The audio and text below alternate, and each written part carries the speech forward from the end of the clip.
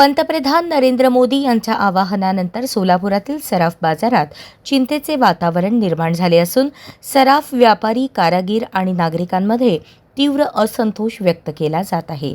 सोने चांदी खरेदी विक्रीवर परिणाम झाल्यास संपूर्ण सराफ व्यवसाय अडचणीत येईल अशी भीती व्यापाऱ्यांनी व्यक्त केली.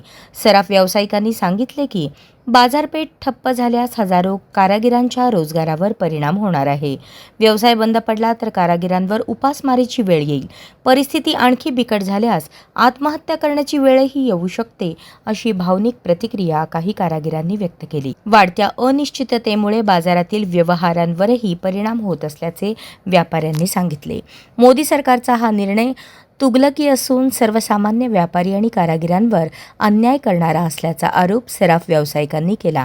सरकारने तातडीने या निर्णयाचा पुनर्विचार करावा, अन्यथा व्यापारी आणि कारागीर रस्त्यावर उतरून आंदोलन करतील असा इशाराही देण्यात आला. या वाक्यातच या पंतप्रधानांचा पराभव झालेला दिसतोय. देशाचा पंतप्रधान जर इथल्या सामान्य नागरिकांना म्हणत असेल की पेट्रोल डिझेल वापरू नका, सोने 1 वर्ष खरेदी करू नका, सगळ्यात मोठा पराभव आहे. आज यांचाही देशाचे खासगीकरण करण्याचा प्रयत्न चालू आहे. तशाच पद्धतीने हा यांचा निर्णय आहे. यातली सगळ्यात मोठी इंडस्ट्री म्हणजे gems and jewellery industry Bharat देशातली आहे. 60% GDP मध्ये या इंडस्ट्रीचा वाटा आहे. तर हा यांचा डोळा आहे अदानी आणि अंबानीच्या घशामध्ये का अडाणीच्या घशामध्ये घालायचा आहे का, हा प्रश्न आम्हाला सामान्य वापरणं पडलेला आहे. आणि आज भैया म्हणल्यासारखं की सामान्य नागरिक, सामान्य जनतेच्या लग्नामध्ये अर्ध्या ग्रॅमची मनी मंगळसूत्रानुसार लग्नाची सुरुवात होते. तर या माणसाला संसार कधी माहित नाही. आणि या माणसाने जर असे निर्णय जर देशांवर लोकांवर लागू करत असेल तर, आणि लोकांना याचं देणं घेणं काय की डॉलर आणि परकीय चलनाशी सामान्य लोकांचे काय देणं घेणं आहे, हे तुमचा विषय आहे. यामध्ये जनतेवर का तुम्ही हे करता?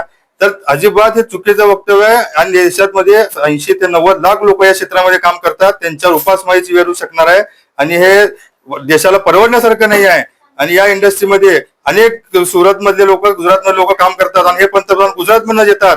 हे का मग अज्ञानी पंतप्रधान आहेत का? त्यांचा एक चुकीचा निर्णय अजिबात हे लोकांना परवडणार नाही. त्यामुळे आम्ही तीव्र शब्दात पंतप्रधानांचा निषेध करतो. असल्यामुळे हे सगळे उद्योग सुरू आहेत. तर आता दुकानामध्ये वेगवेगळ्या प्रकारचे दागिने आहेत, मजुरी येत नसेल, त्याच्यावर त्याचं जर घर चालत असेल, जर ग्राहकच आला नाही आणि जर सरकारने म्हटलं की तुम्ही सोनं खरेदलं तर त्यांचे ऑटोमॅटिक त्यांचे हप्ते म्हणा, त्यांच्या पोरांचं शिक्षण म्हणा, त्या गोष्टीवर मग सरकार जर काम नाही. जसं तुम्ही आता एखादा दारूबंदी केलात, दारूबंदी जरी झाली, कोरोना वर्ष सोनं घेऊ नका म्हणण्याचं कारणच नाही आहे. हा ठीक आहे, तुम्ही बाहेरून मागवता ते तुम्ही खरेदी करू नका, याला पुन्हा खरेदी करू नका म्हटल्याचा अर्थ काय होतो? याची उपासमारीची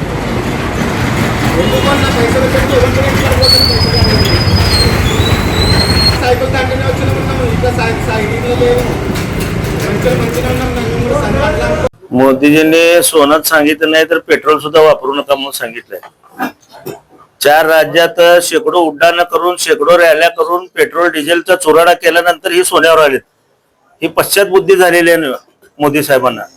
अहो, ज्या व्यवसायावर करोडो लोक जगतात, ज्या व्यवसायावर करोडो लोकांचा विश्वास आहे, जे आपल्या सोनाराकडे पिढ्याना पिढ्या दागिने घडवतात, अशा व्यवसायावर तुम्ही आमच्या घाला घालत आहेत.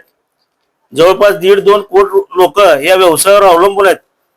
सराफांनी जर सोनं नाही विकलं तर त्यांच्या लेकराबाळांनी खायचं काय, त्यांनी घेतलेल्या कर्जाचं करायचं काय, त्याचं व्याज कोण भरणार, त्याच्या नोकराची पगार कोण देणार, आणि नोकराला काढल्यावर नोकरानं काय उद्योग करायचा, याचं कसलंही मार्गदर्शन मोदी साहेबांनी केलं नाही.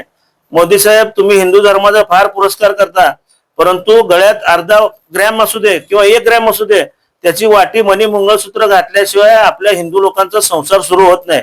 अशा हिंदू धर्माच्या पवित्र मंगळसूत्रावर देखील तुम्ही घाला घातलाय. तसं तर तुम्हाला मंगळसूत्राची काय किंमत आहे हे माहित नाही, हे नाही सगळ्या देशाला पण माहित आहे. त्यामुळे आमची जी काय उपजीविका आम्ही कष्ट करून खातो, आम्ही कुणाच्या चोऱ्या करत नाही. आज हॉलमार्किंगचे दागिन्याशिवाय आम्ही धंदा करत नाही. असं असताना प्रामाणिकपणे स्वतःटीने व्यवसाय करणाऱ्या तुम्ही सोनं विकताना पण पैसे घेता आणि मोडताना पण 3% GST घेता. एवढा महसूल कुठल्याही व्यवसायात मिळत नाही. कारण जिथं सोनं विक्री केली जाते तिथं जेव्हा खरेदी केलं तेव्हा 3% म्हणजे डबल मिळते गव्हर्नमेंटला. असं असताना तुम्ही करोडो लोकांच्या पोटावर पाय द्यायला निघालेला आहात. हा पश्चात बुद्धी आहे आणि हा पंतप्रधान मोदींचा पराभव आहे.